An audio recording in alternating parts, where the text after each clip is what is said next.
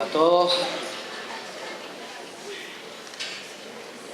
Señoras y señores, en nombre de la Asociación Cultural Paraguaya Guaranía, les doy la cordial bienvenida al tradicional evento que esta entidad lleva adelante todos los años para conmemorar el Día Nacional de la Guarania. Cabe destacar que esta asociación es la propulsora de esta fecha en homenaje al gran maestro José Asunción Flores. Es un verdadero gusto el poder encontrarnos aquí y celebrar todos juntos esta fecha.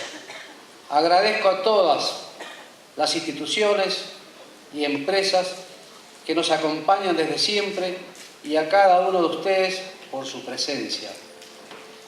Esta es una noche donde una vez vamos a compartir una velada artística, musical, donde se va a ver reflejado el arte y la cultura a través de la música, la danza, la poesía y el teatro.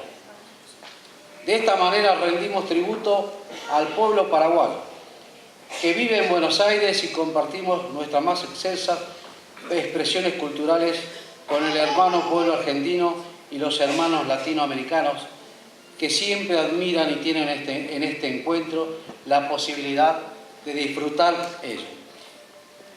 En nombre de la comisión directiva reitero mi agradecimiento y que disfruten de este espectáculo.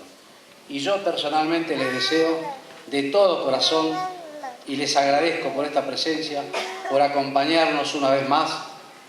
Les digo que disfruten mucho de este espectáculo y que nos recuerden, por lo menos que recuerden a la Asociación Cultural Paraguaya por un tiempo prudencial.